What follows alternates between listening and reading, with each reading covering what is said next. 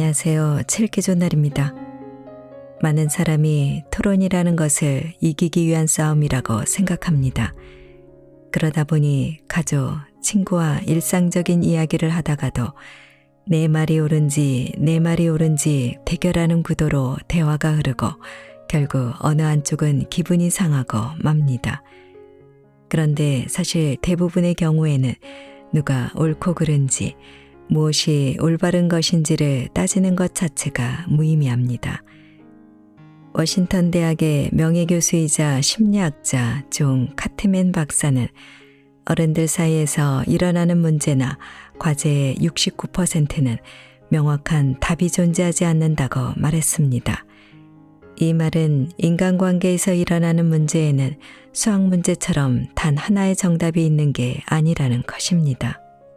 그러므로 옳고 그름을 따진다고 해서 단 하나의 명확한 결론이 나오는 것은 아닙니다. 그렇다면 정말 어떻게 해야 서로에게 상처 주지 않으면서 할 말은 하는 대화를 나눌 수 있을까요? 오늘 소개할 책은 내 곁에 사람을 남기는 대화 기술, 아무도 상처받지 않는 대화법입니다. 이 책에서 저자는 칭찬이나 긍정 화법보다 더 중요한 건 상대를 부정하지 않는 말투라고 말하고 있는데요.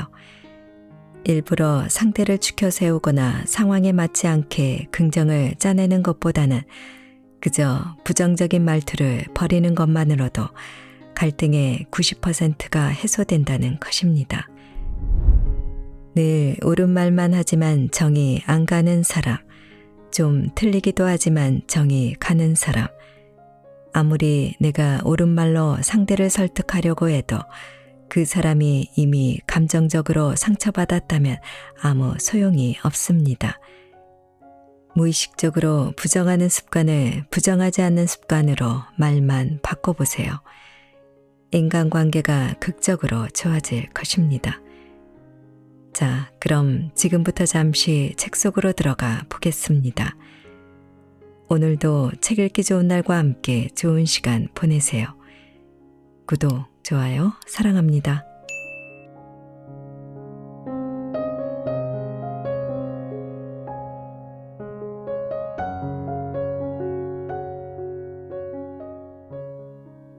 인간관계에서 칭찬보다 더 중요한 것은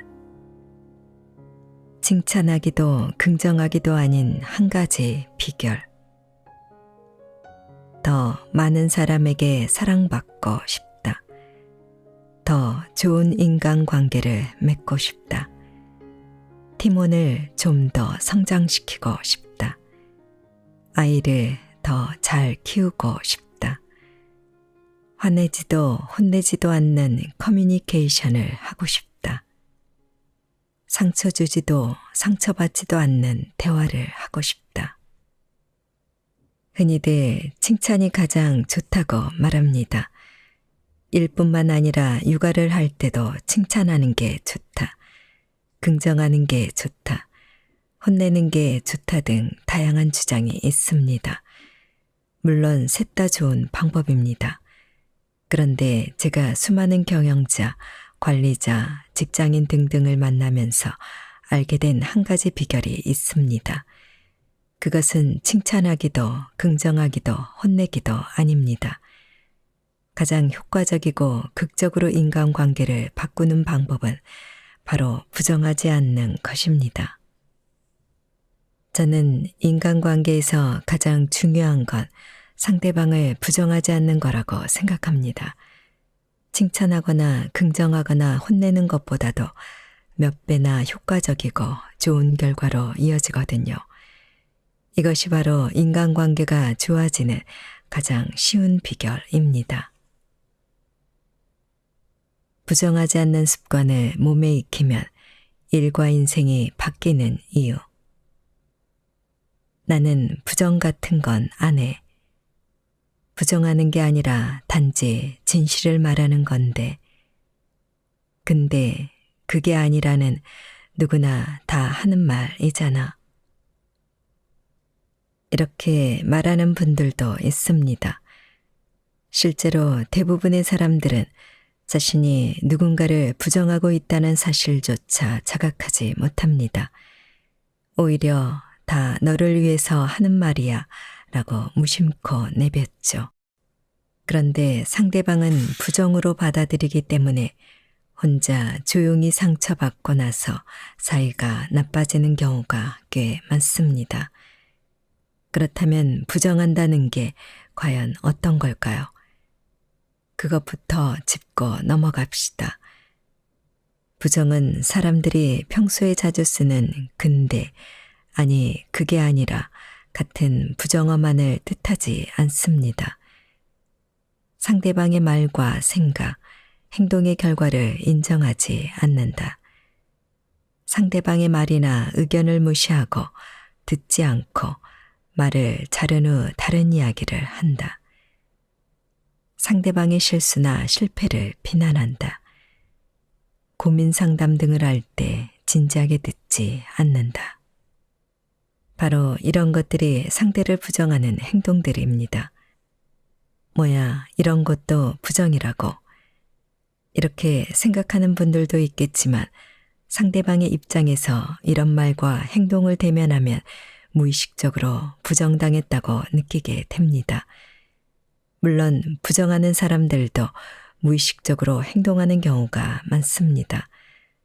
자신도 모르게 부정하는 습관이 몸에 배어 있는 거죠.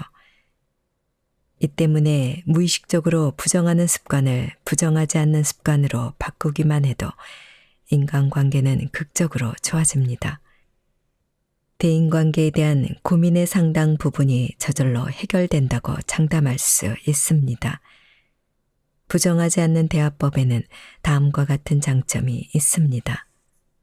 누구를 만나도 쉽게 호감을 얻을 수 있다. 누군가에게 원한을 사지 않는다. 함께 있으면 편안한 사람이 된다. 부정당하지 않는다는 믿음이 있으므로 허심탄회하게 의견을 말할 수 있다. 건설적인 토론이 가능해진다. 상대방의 자기 긍정감이 높아진다. 내가 팀장이라면 팀원이 성장하는 계기를 만들어줄 수 있다. 실수나 실패를 하더라도 쉽게 다시 도전하게 된다. 부정적인 생각이 줄어든다. 신뢰관계가 잘 형성된다. 인간관계에서 트러블이 줄어든다. 대화가 쉽게 다음 화제로 이어진다. 듣는 능력이 좋아져서 사고가 유연해진다. 이렇게 예를 들자면 끝이 없을 만큼 놀라운 효과가 있습니다. 해야 할 일은 간단하지만 효과는 엄청나죠. 칭찬하고 긍정하는 것보다 부정하지 않는 것이 좋은 인간관계를 맺는 열쇠입니다. 그런데 나도 모르게 부정하는 습관이 배어 있다면 고치기는 쉽지 않을 것 같은데, 물론 이렇게 느끼는 분들도 있겠죠. 괜찮습니다. 부정하지 않는 것은 기술입니다. 누구나 마음만 먹으면 이 기술을 몸에 익힐 수 있다는 말입니다.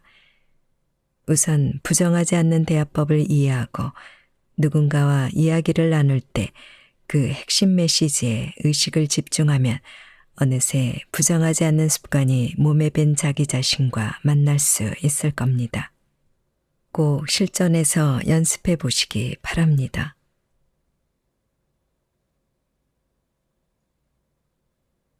부정하지 않는 대화를 위해 버려야 할 것. 내 의견이 절대적으로 옳다는 생각. 옳고 그른 건 중요하지 않다. 많은 사람들이 토론이라는 것을 이기기 위한 싸움이라고 생각하는 경향이 있습니다. 마치 치킨 게임처럼 둘 중 하나는 이기고 하나는 지는 것이라는 풍조가 오히려 더 강해지는 것 같습니다. 예를 들어 회사에서 프로젝트를 진행하면서 A안과 B안 중에 어느 것이 더 효과적인가를 논의하다 보면 서로 의견이 엇갈리게 되고 장단점을 이야기하면서 어느 한쪽을 선택해야 할 때가 많습니다. 또 가족이나 친구 사이에서 일상적인 이야기를 하거나 어떤 사건에 대한 의견을 나눌 때도 내 말이 옳은지를 대결하는 구도로 대화가 흐르게 되면 어느 순간 싸움으로 번지거나 어느 한쪽이 기분이 나빠집니다. 비즈니스, 정치 등의 세계에서는 더더욱 상대방의 의견을 꺾고 내 주장을 관철하려는 풍조가 강합니다. 그런데 사실 대부분의 경우 이기고 지는 싸움을 할 필요가 없습니다. 중요한 것은 의견의 차이를 다양성으로 인정할 수 있는가입니다. 애초에 인간이 나누는 그 모든 커뮤니케이션은 어느 한쪽이 일방적으로 틀린 것이 아니라 양쪽 모두 일리 있는 경우가 대부분이죠. 워싱턴 대학의 명예교수이자 심리학자 존 카트맨 박사는 어른들 사이에서 일어나는 문제나 과제의 69%는 명확한 답이 존재하지 않는다고 이야기한 바 있습니다. 즉, 인간관계에서 일어나는 문제에는 수학 문제처럼 단 하나의 정답이 있는 게 아니라는 거죠. 이렇게 명확한 답이 없는 것에 대해 이야기하고 있는 것이기에 옳고 그름을 따진다고 해서 명확한 결론이 나오는 게 아닙니다. 제 지인 중 한 명은 아내와 아이를 인터내셔널 스쿨에 보낼지 말지를 놓고 다퉜다고 합니다. 아내는 어릴 때 인터내셔널 스쿨에 보내면 나중에 영어 때문에 고생하지 않아도 된다고 주장했고, 지인은 아직 모국어도 잘 못하는 아이에게 영어를 가르칠 필요가 없다고 맞서며 의견이 팽팽하게 대립했다고 합니다. 이 사례에서처럼 의견 차이는 서로를 부정하는 싸움이 되는 경우가 많습니다. 서로 가치관이나 사고방식에 차이가 있는데 각자 나름대로 자신이 옳다고 생각하는 정답을 들이대기만 하면 싸움이 될 뿐입니다. 설령 어느 한쪽이 이기고 논쟁을 끝낸다고 해도 다른 한쪽에게는 반드시 원한이 남습니다. 그 자리에서는 어느 정도 해결이 되었다고 해도 또다시 의견이 엇갈리는 문제에 부딪히면 과거에 있었던 문제가 다시 드러나게 마련입니다. 의견이 다른 것에 집중하지 말고 같은 목적을 찾아 공유한다. 그렇다면 어떻게 해야 할까요? 우선 의견 차이는 부정이 아니라는 점을 인식하는 것부터 해봅시다. 사실 사람마다 의견이 다른 것은 너무나 당연한 일입니다. 상대가 나와 다른 의견을 낼 때 저 사람은 왜 저러지라고 생각하기 이전에 당연한 일이야 라고 받아들이는 거죠. 그러고 나서 해야 할 일은 바로 서로의 의견 차이를 이해하고 목적을 공유하는 겁니다. 아니, 어쩌면 공유할 수 있는 목적을 찾는 것이라고 해야 할지도 모르겠습니다. 앞에서 예로 든 부분은 서로 의견이 다릅니다. 남편은 동네에 있는 일반 학교에 보내자, 아내는 영어를 배울 수 있는 학교에 보내자고 주장하죠. 의견이 다르더라도 두 사람이 공유하는 목적은 있습니다. 예를 들면 아이가 즐겁게 쑥쑥 잘 컸으면 좋겠다. 안심할 수 있는 학교에서 즐거운 시간을 보냈으면 좋겠다 등이겠죠. 먼저 두 사람이 같은 목적을 갖고 있다는 점을 이해하고 여기에 초점을 맞추는 게 중요합니다. 그러면 서로가 싸워야 할 목적이 아니라 아군이라는 것, 같은 목적을 공유하고 있는 한편이라는 걸 깨닫게 됩니다. 이 점을 이해했다면 그 다음에는 상대방의 생각이나 어떻게 하고 싶은지를 물어보세요. 이렇게 서로 지향하는 목적을 공유한 후 서로가 이해할 수 있는 지점을 찾는 과정이 중요합니다. 결국 제 지인은 목적을 공유하는 대화를 나눈 다음 영어를 배울 수 있는 학교를 몇 군데 견학해봤고 결과적으로는 동네에 있는 일반 학교에 보내면서 영어를 체험할 수 있는 학원에 보내기로 결정했다고 합니다. 서로가 옳고 그름을 따지며 이겼다 졌다는 식의 논쟁은 감정만 소모될 뿐입니다. 내 의견을 관철시키는 것이 대화에서 이기는 게 절대 아니라는 걸 받아들이세요. 상대 의견 중에도 나에게 도움이 되는 말이 분명 있을 겁니다. 그 점을 수용하면서 최선의 선택을 모색하는 방향으로 궤도를 수정하는 것이 바람직합니다.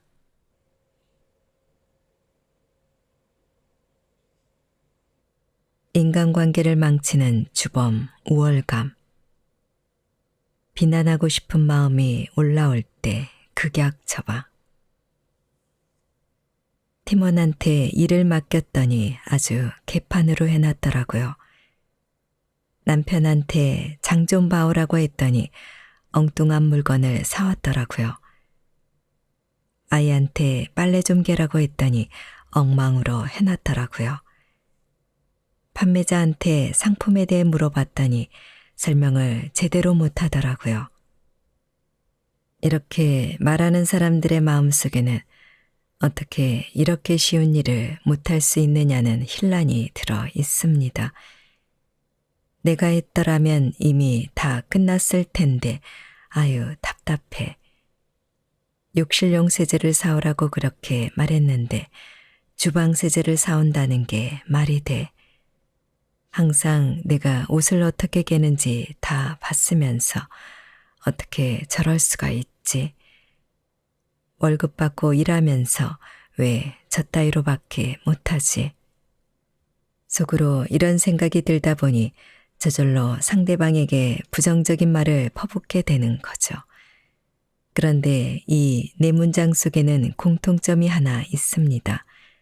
그게 뭘까요? 그것은 바로 나는 할 수 있는데 너는 왜 못하니? 라는 거만한 태도입니다. 거만한 태도에는 땡땡 하는 건 당연하다. 땡땡 해야 한다. 못하는 게 이상하다라는 논리가 깔려 있습니다.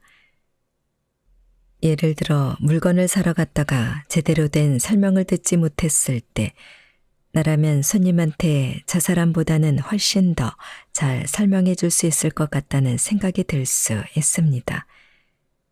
이때 중요한 건 상대방이 나보다 지식이나 경험이 부족해 보인다는 것입니다.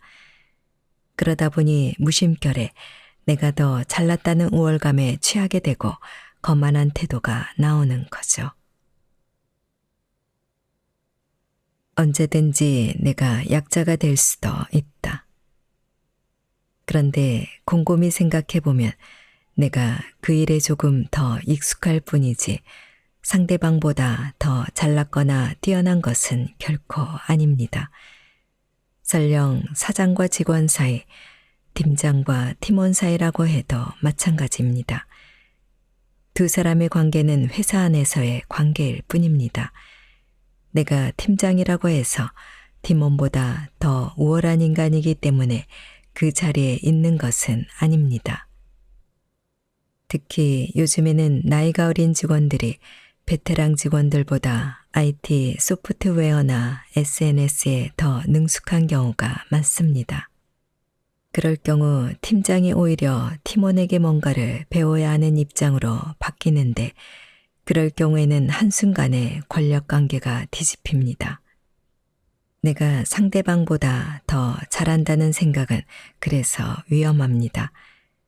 언제든지 내가 약자의 입장에 처할 수도 있기 때문이죠. 그러므로 상대가 일을 제대로 못할 때도 다음과 같이 행동하는 게 좋습니다. 잘하고 있는 점부터 인정한다. 그 사람은 자기 나름대로 최선을 다하고 있다고 생각한다. 다음에는 더 잘할 수 있도록 내가 먼저 부탁하는 방법을 바꿔본다. 먼저 속으로 저 사람은 나름대로 최선을 다하고 있다 라는 마법의 주문을 웬 다음 마음을 차분히 가라앉히세요. 그러고 나서 타인이 아닌 나 자신의 행동에 초점을 맞추세요. 이때 과거형이 아닌 미래형 문장으로 다짐해 봅니다. 업무 상황을 매번 확인하고 진행시키자. 필요한 세제의 상품명을 정확하게 메모해서 건네자. 옷 깨는 방법을 자세히 알려주고 맡기자. 이 상품에 대해 잘 아는 사람이 있다면 자세히 물어보고 싶다고 요청하자. 이렇게 하면 부정이나 비난으로 시간을 보낼 틈이 없어집니다. 앞으로 내가 취할 행동에 에너지를 모으게 되기 때문에 건설적인 발상으로 이어질 확률이 훨씬 높아지는 거죠. 내 곁에 사람을 남기는 대화 기술. 상처받지 않는 대화를 위한 화법. Yes, 이모션 화법. Yes, but 화법이 효과적이지 않은 이유. Yes, but 화법은 부정하지 않는 대화법으로 잘 알려져 있습니다. 그런데 문제는 이 화법을 실제로는 거의 쓸 수 없다는 사실입니다. Yes, but 화법은 상대방의 이야기나 의견에 일단 수긍한 다음 근데 말이야, 그렇기는 한데, 하지만 그렇다고 해서 등 부정적인 말을 덧붙이는 것입니다. 반박하고 싶을 때 부드럽게 부정하는 방법이죠. 일종의 부정 완화제라고 할까요? 하지만 이 화법은 상대방의 이야기를 부정한다는 점에서는 변함이 없습니다. 물론 처음부터 그건 아니지, 그렇지 않아 라고 단호하게 거절하는 것보다 낫다고 생각할 수도 있습니다. 그런데 실제로는 효과가 없다는 게 가장 큰 문제입니다. 그 이유는 yes but 화법을 쓰려고 하는 사람일수록 긍정하는 말을 짧게 표현하기 때문입니다. 그렇긴 하지, 딱 이 한마디만 하고 바로 근데 말이야로 넘어가는 경우가 많습니다. 이 때문에 상대방은 자신의 의견을 수긍해줬다고 느끼지 않습니다. 우리는 일상생활에서 습관적으로 이런 말을 하는 모습을 심심찮게 볼 수 있습니다. 어느새 부정의 뜻을 내비치는 대화를 시작하면서 상대방에게 선전포고를 하는 거죠. 그렇다면 어떻게 해야 할까요? 최근에는 긍정한 다음에 부정하지 않는 yes and 화법이 일반화되고 있습니다. 그런데 제가 추천하고 싶은 것은 상대방을 더 기분 좋게 만드는 yes 이모션 화법입니다. 이것은 제가 독자적으로 개발한 것으로 긍정의 말과 더불어 긍정적인 감정을 전달하는 화법입니다. 예를 들어볼게요. 1. 열심히 하는 모습 보니까 진짜 든든하다. 시험 점수가 잘 나왔구나. 정말 잘 됐다. 머리 잘났네. 엄청 잘 어울린다. 산뜻해 보여. 이렇게 긍정하면서 내가 느끼는 긍정적인 감정을 전달하는 것이 이 화법의 공식입니다. 이렇게 말하면 상대방의 인정 욕구를 충족시킬 수 있으므로 관계가 좋은 방향으로 나갑니다. 그러고 나서 자신이 전하고 싶은 의견을 이야기합니다. 그것이 동조하는 의견이든 상대방과 다른 의견이든 상관없습니다. 감정이 담기지 않을 때에는 사실만으로 멈춰라. 다만 사용법에 주의해야 할 때도 있습니다. 상대방이 머리를 잘랐는데 빈말이라도 잘 어울린다고 말할 수 없을 때는 어떻게 해야 할까요? 이때 yes 이모션 화법을 잘못 쓰면 진심이 담겨 있지 않기 때문에 상대방은 빈정거린다고 받아들일 수도 있습니다. 이럴 때는 사실만 말하고 멈춰야 합니다. 머리 자르셨군요. 이렇게 사실을 있는 그대로 말하는 거죠. 그 사실에 대한 자신의 감정은 드러내지 않습니다. 그러면 신기하게도 상대는 자신이 하고 싶은 이야기를 털어놓습니다. 예를 들면, 네, 이 헤어스타일 엄청 마음에 들어요. 머리를 너무 짧게 잘라서 속상해요. 라는 식이죠. 이 화법은 업무에서도 쓸 수 있습니다. 당신이 팀원에게 다음과 같이 말했다고 가정해 보세요. A사 프레젠테이션 끝났어요. 잘했는지 못했는지를 묻는 게 아니라 그냥 팩트에 대해서만 질문하는 겁니다. 그러면 그 팀원은 본인이 알아서 이런저런 말을 덧붙이며 더 깊이 있는 정보를 전달해 줄 겁니다. 제가 할 수 있는 건 다 했어요. 나머지는 하늘에 맡겨야죠. 좀 망한 것 같아요. 다음 주에 삐사야 하는 프레젠테이션은 진짜 열심히 할게요. 이렇게 답하는 과정에서 팀원 스스로 결과가 좋은지 나쁜지 개선점은 무엇인지를 깨닫는 계기가 됩니다. 그러니까 꼭 시도해 보세요.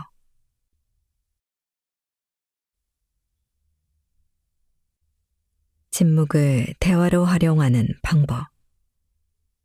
척추반사가 부정을 만든다. 상대방을 부정하지 않기 위해 쓸 수 있는 중요한 기술 중 하나가 대답하기 전에 브레이크를 거는 것입니다. 대화에서 브레이크를 건다는 말은 우선 침묵한다는 뜻입니다. 부정하지 않는다를 다른 말로 하면 상대방의 의견, 생각, 말을 받아들인다는 것입니다. 대화에서 일어나는 트러블의 대부분은 상대방의 입장은 생각하지 않고 반사적으로 대받치는 데서 시작합니다. SNS에서 일어나는 문제가 그 상징입니다. 상대방의 SNS에 악플을 다는 사람은 당사자의 마음이 어떨지는 생각하지 않습니다. 그것에 대한 고민이 없기 때문에 그저 직관적이고 반사적인 글을 남기는 거죠. 만약 당신이 반사적인 커뮤니케이션을 하고 있다면 우선 적극적인 침묵을 습관으로 들이는 게 첫 번째 할 일입니다. 무심코 반대 의견을 반사적으로 내기보다는 우선 브레이크를 걸고 침묵을 선택하세요. 그러고 나서 상대방의 상황과 감정을 이해해 봅니다. 이렇게 하면 무심코 부정하는 일이 훨씬 줄어듭니다. 디즈니 영화 담비에는 토끼 덤퍼가 아버지에게 들은 어떤 가르침이 등장합니다. 좋은 말을 해주지 않을 거면 차라리 아무 말도 하지 마. 이때의 침묵은 금입니다. 침묵에는 여러 가지 뜻이 있지만 이런 상황에서 침묵한다는 건 말을 많이 하는 것보다 훨씬 더 가치가 있다는 걸 기억하세요. 말하고 싶은 욕망은 도둑질과 같다. 언뜻 보기에는 말하지 않고 침묵하기만 하면 되니까 쉬울 것 같죠. 그런데 침묵하는 것은 생각보다 어렵습니다. 상담을 들어줘야 하는 입장인 전문 코치 중에서도 클라이언트 말을 진득하게 듣지 못하고 자꾸만 자기 얘기를 늘어놓는 사람이 있을 정도로 침묵은 힘듭니다. 제가 처음 코칭을 배울 때에도 강의하는 분이 입이 닳도록 강조한 게 있습니다. 지금 내가 하는 말이 꼭 필요한 말인가? 항상 스스로에게 이 질문을 던지세요. 지금이 정말 내가 말할 타이밍인가? 내가 말하고 싶은 충동에 이끌려 혼자 떠들고 있는 건 아닐까? 이 점을 명심하라는 것입니다. 다시 말해 내가 말하고 싶은 욕망에 이끌려 불필요한 말을 늘어놓고 있는 건 아닌지 침착하게 생각해 보라는 말입니다. 저는 종종 말하고 싶은 욕망을 도둑질에 비유합니다. 우리는 말하고 싶은 충동에 휩싸여서 무심결에 할 말을 다 하기는 하지만 뭔가를 갖고 싶다고 해서 무심결에 물건을 훔치지는 않습니다. 도둑질은 범죄이므로 욕망이 있다고 해서 다 행동으로 옮기지는 않죠. 말하고 싶은 욕망도 마찬가지라고 생각해 보세요. 하고 싶은 말이라고 해서 무심코 다 퍼붓는 것은 도둑질을 하는 것과 똑같습니다. 한 제과업체 부장님의 사례를 소개하겠습니다. 그는 자신이 주도하지 않으면 일이 제대로 돌아가지 않는다는 생각에 직원들과 회의할 때도 본인이 대화의 90%를 독점하면서 지시사항만 내리는 리더였습니다. 당연히 직원들은 그와 대화하기를 꺼렸고 요리조리 피해 다니는 것이 일상화되어 있었습니다. 그의 이야기를 듣고 분위기를 파악한 저는 우선 적극적으로 침묵할 것을 제안했습니다. 회의 때도 그렇고 평소에 직원들과 함께 있을 때도 먼저 말하지 말고 우선 듣기만 하라고 권했습니다. 그런데 제가 권한 대로 실천한 후 그의 일상에는 큰 변화가 찾아왔습니다. 평소에는 자신을 피해 다니기만 하던 직원들이 완전히 태도가 바뀌어서 먼저 다가와 적극적으로 의견을 냈던 것입니다. 그동안 입을 꾹 다물고 있던 직원이 의외로 재미있는 의견을 내서 정말 깜짝 놀랐습니다. 아, 그러셨군요. 직원들이 더 많은 의견을 내게 하려면 어떤 질문을 하는 게 좋을까요? 글쎄요. 우리 회사 과자 중에서 뭘 가장 좋아하는지 물어보고 싶은데요. 저와 이런 대화를 나눈 이후 이 부장님은 직원들과 면담할 때 정말 이 질문을 했다고 합니다.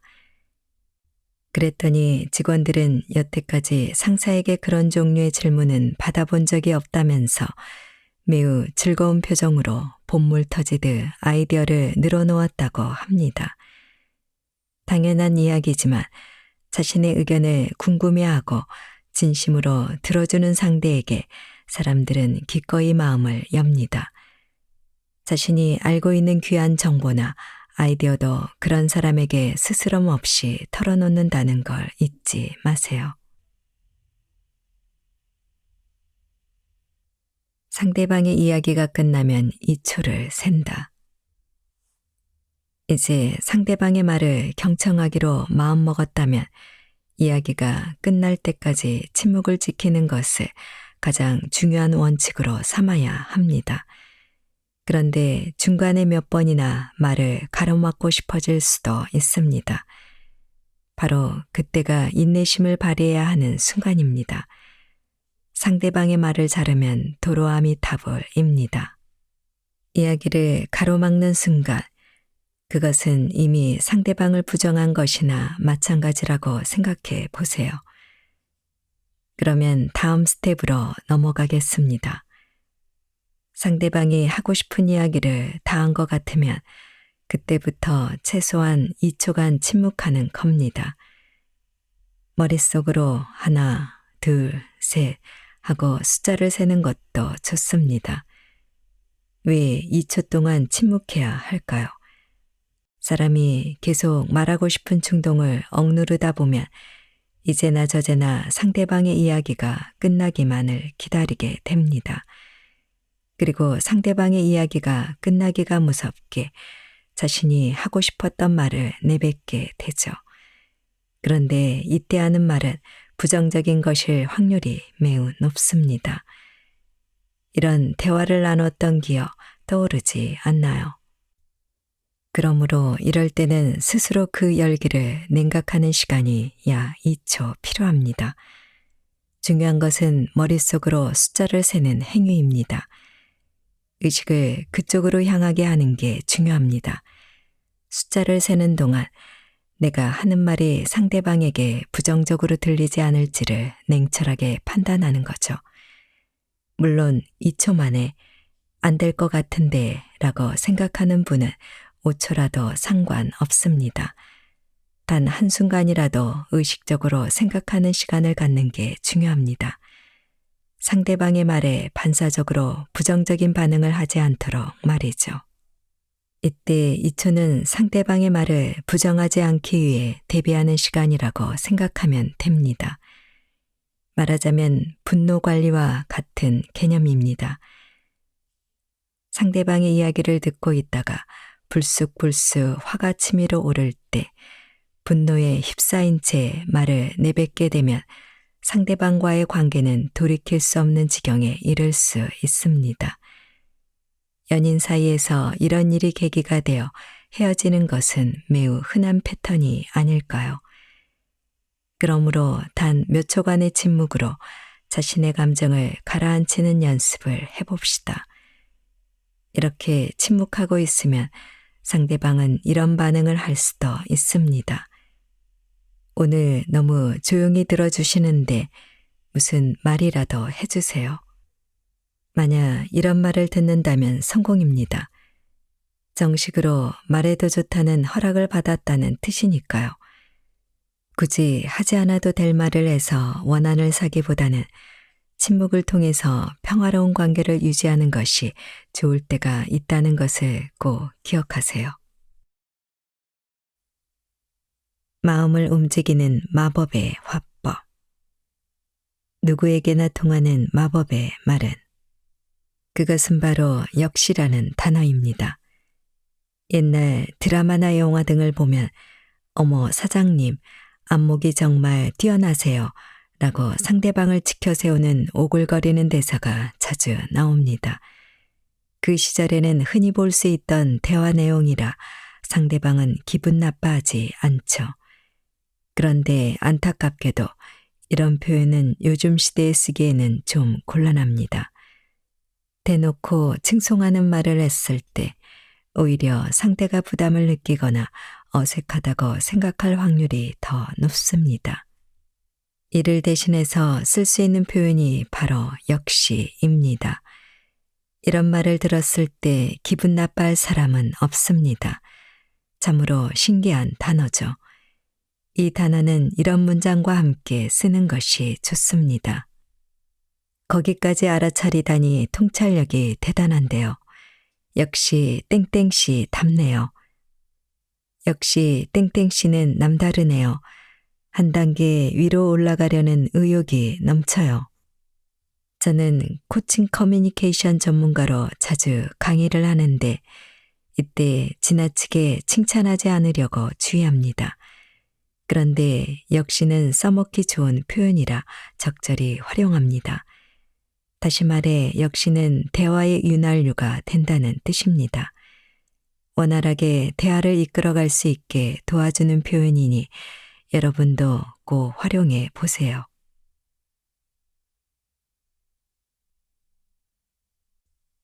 관계를 망치는 말, 그거 알아요. 안다 해서 알 것 같다로. 혹시 대화 중에 이런 말로 맞장구를 친 적이 있지 않나요? 그거 알아요. 이렇게 대꾸한 당신에게 하나만 여쭤볼게요. 당신은 그것에 대해 정말로 잘 알고 있습니까? 혹시 상상만으로 어렴풋이 알 것 같다고 착각한 건 아닌가요? 저도 한 번은 이런 일이 있었습니다. 어떤 사람한테 메일 한 통을 받았습니다.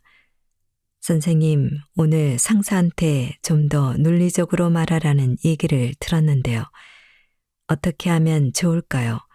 정말 고민이에요. 메일을 읽자마자 저는 반사적으로 알아요. 그런 문제라고 답장을 쓰다가 버뜩 정신을 차리고 메일을 쓰는 손을 멈췄습니다. 문득 머릿속에 이런 말이 떠올랐거든요. 내가 정말 알고 있는 걸까? 어쩌면 모르는 걸 수도 있어. 그리고 상대방에게 이런 답장을 보냈습니다. 그렇군요. 상사분이 좀 더 논리적으로 말하라고 했다는 거죠. 지금 땡땡님 심정이 어떨지 조금은 알 것 같아요. 도대체 무슨 말이 하고 싶냐고요. 어떤 경우라도 상대방이 한 말에 알아요, 그거 라고 단정적으로 대답하지 말라는 겁니다. 그 대신 알 것 같다고 대답하라는 거죠. 왜냐고요? 아무리 당신이 그 상황에 대해 잘 안다고 해도 당신은 그 사람이 될 수 없기 때문입니다. 정말 그 사람이 되어보지 않는 이상 그 마음을 다 알 수는 없습니다. 아무리 생각해도 그건 불가능한 일이죠. 그런데 우리는 무심결에 이런 대화를 자주 하곤 합니다. 땡땡 나는 영화 봤어? 나 엄청 감동했잖아. 나도 알아. 나도 감동했어. 아니요, 당신이 감동한 지점과 상대방이 감동한 지점은 완전히 다를 수도 있습니다. 상대방에게는 지금까지 살면서 겪은 독특한 경험이 있고 영화 속 주인공과 자신의 인생이 겹치면서 깊은 감동을 받을 수도 있습니다. 아니면 상대방은 영화보다는 출연 배우의 연기에 감동했을 수도 있습니다. 그런데도 다 알 것 같다고 단정 지으며 알아 그거라고 말해버리면 상대방은 속으로 으이구 아무것도 모르는 주제라고 생각할 수도 있습니다. 잘못 말했다가는 관계를 망치는 말이 될 수도 있다는 걸 꼭 알아야 합니다. 그러므로 상대방과 더 좋은 관계를 맺고 싶다면 나 그거 알아를 섣불리 쓰지 않도록 주의해야 합니다. 내가 잘 모르지만 조금은 알 것도 같아. 반쯤은 이해할 수 있을 것 같아. 왠지 조금은 알겠어. 다는 모르겠지만 조금은 이해했어. 차라리 이렇게 다는 모르겠지만 내가 잘 모르지만 이라는 뉘앙스의 말이 훨씬 좋습니다.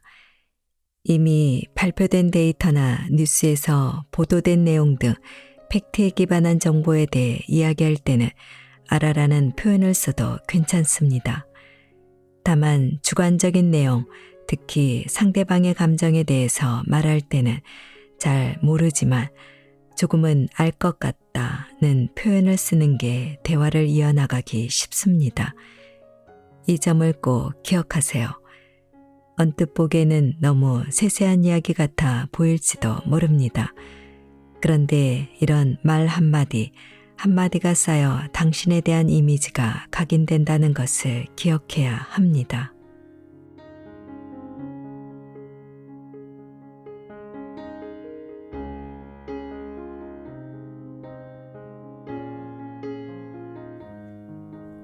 책 읽기 좋은 날 오늘은 여기까지입니다.